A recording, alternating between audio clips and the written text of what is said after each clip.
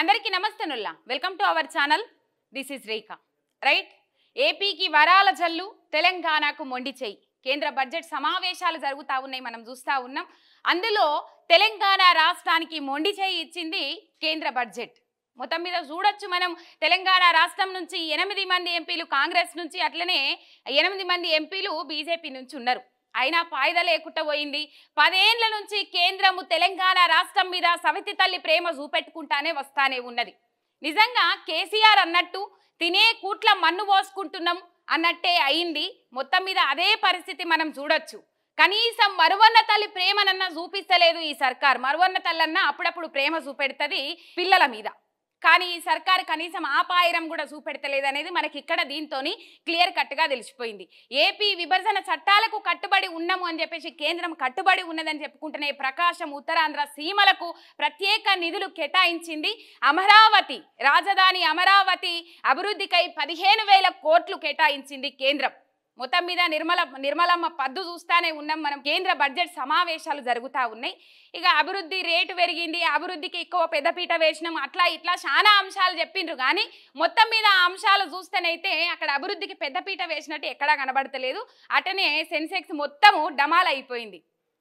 అది చూడొచ్చు. ఆ విషయం జర పక్కకు పెడితే, ఇక్కడ ఏపీకి వరాల జల్లు గుల్పించి తెలంగాణకు మొండి చేయడానికి కారణం ఏంటంటే, గత 10 ఏళ్ళకెళ్ళి మనం చూస్తాను. పొద్దుగాల కూడా నేను చెప్పిన, ఏమన్నా మరి వాళ్ళు ఒక్కటి కాబట్టి ఏమన్నా తెలంగాణ మీద కరికరం చూపెడతారేమో, తెలంగాణకి ఏమన్నా నిధులు కేటాయిస్తారేమో అని చెప్పేసి ఎదురు చూసిండ్రు అందరూ.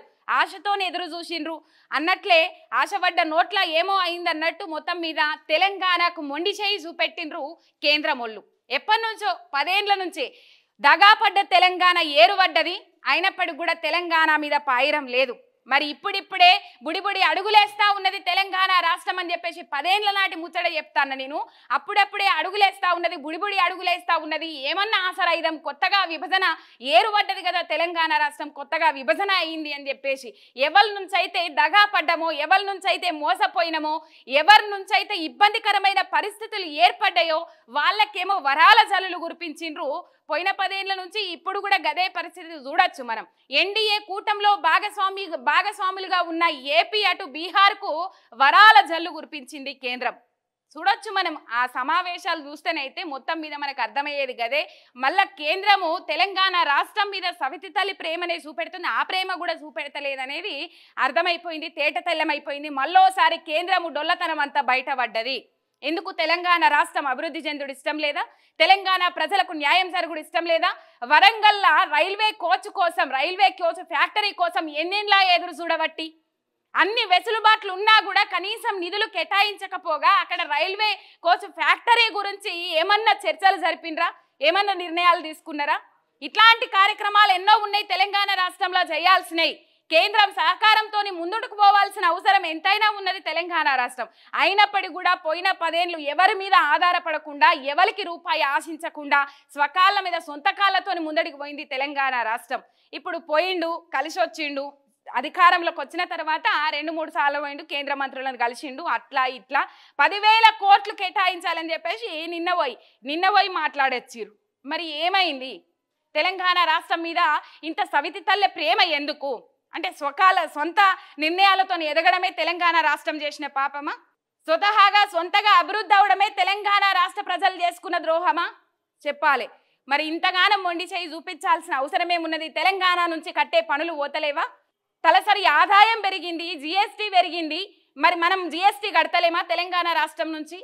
ఇక్కడ మనకు అర్థమయ్యేది ఏంటంటే, కాకులను కొట్టి గద్దలకు వంచుతుంది అనేది అయితే అర్థమైతా ఉన్నది. మొత్తం మీద తెలంగాణ రాష్ట్రం నుంచి సంపదంతా మూటగట్టుకపోయి ఎన్డీఏ కూటమిలో ఉన్న రాష్ట్రాలకు, ఇంకా వేరే రాష్ట్రాలు ఏవైనా, తెలంగాణ ఒక్కటనే కాదు, తెలంగాణకు బాగా దోఖా వేసింది ఈ కేంద్ర సర్కార్. తెలంగాణ ఒక్కటనే కాదు, ఇంకా వేరే రాష్ట్రాలు ఏదైతే కేంద్రం సవితి తల్లి ప్రేమ చూపెడుతుందో, వాళ్ళ ఎన్డీఏ కూటమికి సంబంధించిన పార్టీలు అధికారంలో లేవో వాటి మీద పాయిరం ఉంటుంది, ప్రేమ ఉంటుంది, ఎనలేని ప్రేమ పొంగి పొర్లుతుంది. కానీ తలొగ్గని మెడలొంచని.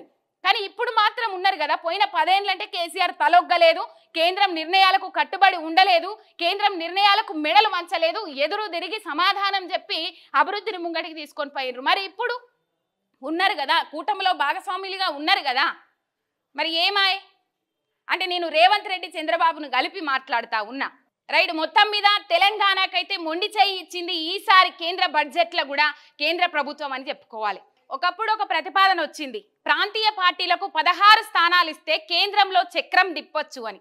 ఏం చేస్తాడు కేసీఆర్? 16 స్థానాలు ఇస్తే ఏం చేయొస్తుంది అని చెప్పేసి మాట్లాడిండ్రు.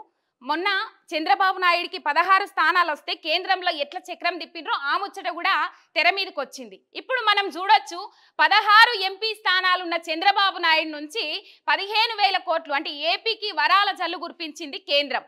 ఇక్కడ జాతీయ పార్టీలకు కాంగ్రెస్ నుంచి 8, బీజేపీ నుంచి 8 అయినప్పటికీ కూడా ముఖాన బురద జల్లిండ్రు. అక్కడ 16 ఎంపీలే ఉన్నారు, ఇక్కడ 16 మంది ఎంపీలే ఉన్నారు. అక్కడనేమో వరాల జల్లు, మొత్తం మీద వరాల వరద, ఇక్కడ మాత్రము ముఖాన బురద జల్లిండ్రు.